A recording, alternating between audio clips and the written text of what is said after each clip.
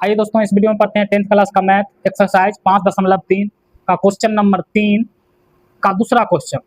दूसरा क्वेश्चन में दिया गया है a बराबर 7, किसी एपी का a बराबर 7 और a 13 बराबर 35, d और s 13 ज्ञात कीजिए।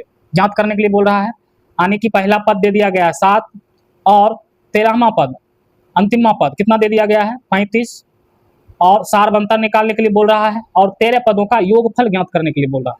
आइए जो दिया गया है उसको पहले लिखते हैं।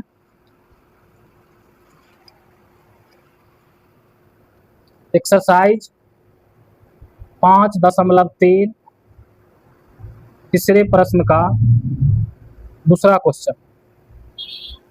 दूसरा क्वेश्चन क्या दिया गया है? तो दिया गया है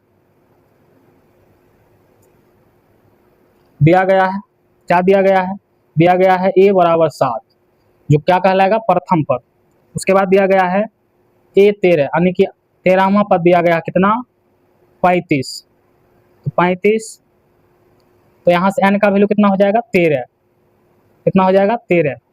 और यहाँ से आपको d निकालने के लिए बोल रहा है, d बराबर वाट, यानी कि सार अंतर निकालने के लिए बोल रहा है और 13 पदों का योगफल निकालने के लिए बोल रहा है। यहाँ से क्या करेंगे, हम पहले निकालेंगे किसका वैल्यू,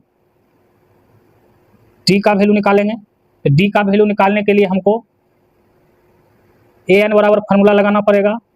तो an बराबर फार्मूला क्या होता है, या an बराबर नहीं, a 13 बराबर फार्मूला लगाएंगे। क्या होता है a 13 बराबर फार्मूला? a 13 को हम क्या लिख सकते हैं? a 13 को हम लिख सकते हैं a प्लस 12d। क्या लिख सकते हैं? a plus 12d। और a 13 का वैल्यू कितना दिया गया है 35। a का वैल्यू कितना दिया गया है 7 प्लस 12d। तो 35, 7 को बराबर के ई पर लाएंगे, प्लस में है तो माइनस में आ जाएगा, बराबर बचेगा 12d। अब 35 में 7 जाएगा, 15 पैसा लेगा, 15 में 7 जाएगा, बचेगा 8 और ये बचेगा 2। कितना हो गया 28 बराबर 12d। 12 और d के बीच में कैसा संबंध, गुना का संबंध। तो 12 को इस साइड भेजेंगे तो कहाँ जाएगा बटा में, बराबर d। 14 दूना 28, 6 दूना 12, 3 दूना 6, 7 दूना 14, यानी कि d बराबर क्या हो जाएगा 7/3। ये जो आया है आपको किसका वैल्यू आया है d का। d का वैल्यू कितना आ गया 7/3। अब हमको यहाँ से क्या निकालना है Sn। Sn बराबर फार्मूला क्या होता है? Sn बराबर फार्मूला होता है n/2 into 2a plus n-1 into d। ये होता है।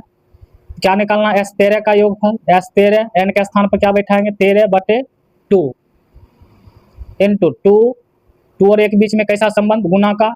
a का वैल्यू कितना तो 7, a का वैल्यू 7, a का स्थान पर 7 प्लस n का वैल्यू कितना है 13, n का वैल्यू कितना 13, n का स्थान पर क्या बैठाएंगे 13-1 और d का वैल्यू कितना आया है 3/7।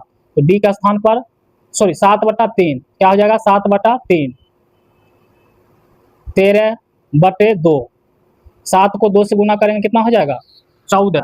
कितना हो जाएगा 14 प्लस 13 में से 1 जाएगा, कितना बचेगा 12 गुने 7/3।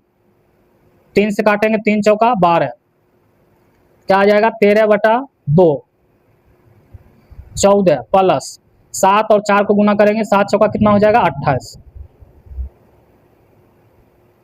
13/2 गुने 8 4 12, 3 1 4, काटेंगे 21 दूना 42। तो बचा क्या 13 गुने 21, गुना करेंगे 13 1 13, 13 1 3, बाकी 1, 13 दूना 26, 26 1 27, यानी कि 13 पदों का योगफल कितना आ गया 27। और n का वैल्यू, d का वैल्यू कितना आ गया 7/3। यहाँ से आपका फाइनल आंसर हो गया। दोस्तों अगर वीडियो अच्छी लगी हो तो लाइक, सब्सक्राइब और कमेंट्स करें। आप चाहे तो स्क्रीनशॉट ले सकते हैं।